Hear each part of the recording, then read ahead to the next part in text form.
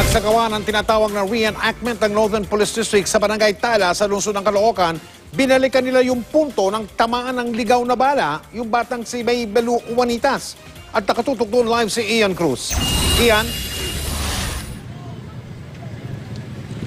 Yes, Mike, yung reenactment na yan ay ginawa ng pulisya para malaman nga nila kung saang direksyon nga ba posibleng nagmula ang bala na tumama nga kay Maybel Juanitas. Samantala, Mike, sa huling impormasyon na nakalap ng GMA News, isang bala ng kalibre 45 baril ang tumama sa ulo nitong si Maybel. At Mike, isang bala rin ang natagpuan sa bakuran ng isang kalugar ni Maybel at hindi kalayuan yan kung saan siya tinamaan. Ikukumpara ang balang nakuhang ito sa balang tumama sa ulo ni Maybel. Isang dalagita ang umaktong si Maybel Juanitas nang i-reenact ng Northern Police District kung paano tinamaan ng ligaw na bala ang biktima. Nakapagitna ang dalagita sa dalawang pinsan ni Maybel na siya rin niyang kasama ng gabing mangyari ang insidente, ilang oras lang bago magpalit ng taon. Sa tapat ng isang puno habang naglalakad, bumagsak ang biktima. Hindi pa masabi ngayon kung saan ang galing ang bala. Kailangan para makuha ang clinical record ng biktima, partikular kung saan pumasok ang bala. Sa x-ray kay Maybel, kita ang bala na bahagyang nakalihis sa kaliwang ibabaw ng ulo at hindi tuluyang bumaon sa utak. Maraming pwedeng mangyari. Maring tumama muna sa isang bagay o maring sa mga dahon or medyo malayo ng konti yung pinanggalingan. So again, may mga computation tayo dyan. Based on that, we could come up with a closer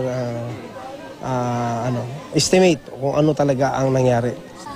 Sa barangay 187 nangyari ang insidente. Sapa lamang ang pagitan nito sa Camarin, North Caloocan, kung saan nagsagawa ng Oplan Galugad ang Caloocan Police noong madaling araw ng December 31. Isang lalaki ang nahulihan ng baril. At least we are guided by some scientific way of proving things na this side galing yung bala at yung fire we can locate. So ngayon, alam natin na galing sa direksyon. So kailangan natin na yung kababayan natin ngayon, we are appealing sa ating mga kababayan na ipagkatiwala yung impormasyon. Tagumpay nang naialis kahapon ng mga doktor sa East Avenue Medical Center ang bala at namuong dugo sa ulo ni Maybel matapos ang mahigit 4 na oras na operasyon. In 2 days time, pwede na daw po siyang makausap. Pero sa ngayon kasi, they prefer na magpahinga na lang po muna yung bata. Sabi ng kuya, nailipat na rin si Maybel sa kwarto at nagising na rin daw kagabi. Ano bang inutos ni Doc nung pagkakita sa kanya? Ano po, iangat daw po niya yung mga paa niya. Tapos inangat niya po, pati po yung kamay niya. Tapos yung matpikit daw po, tapos napipikit niya, nadidilat. Sana nga na hindi nila tigilan hanggat hindi nila mahuli yung suspect. Kasi kawawa talaga yung pamangkin ko, walang hustisya man lang na maano. 50 metro na naman mula sa lugar kung saan tinamaan si Maybel, isang bala pa ang natagpuan sa isang bakuran. Nakita ko na po siya yun. Kulay, naano po siya ng lupa eh. Nakabaon? Hindi po masyado. Tapos? So po pinulot ko po agad. So nakita ko po kayo. Kung nagkataon pala, may lumabas dito. Oo nga. Kung nagkataon na nandito yung mga anak ko sana, baka mayroon pang nangyari.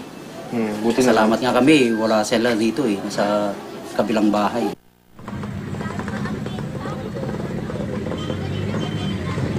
Mike, ipapasuri sa Integrated Ballistics Identification System o IBIS ang bala na nakuha sa ulo ni Maybel at yung bala na nakuha doon sa isa niyang kalugar. Mike, ayon sa ating mga source sa PNP Crime Lab, sa loob lamang ng isang araw ay kaya nilang malaman ang identification ng isang bala kung rehistrado yung pinagmula nitong baril. Pero Mike, ang lagi nga nagiging problema ng mga pulis, kung loose firearm o hindi rehistrado yung baril, doon nagkakaroon ng problema na mahanap kung sino nga ba yung nagpaputok nito, Mike.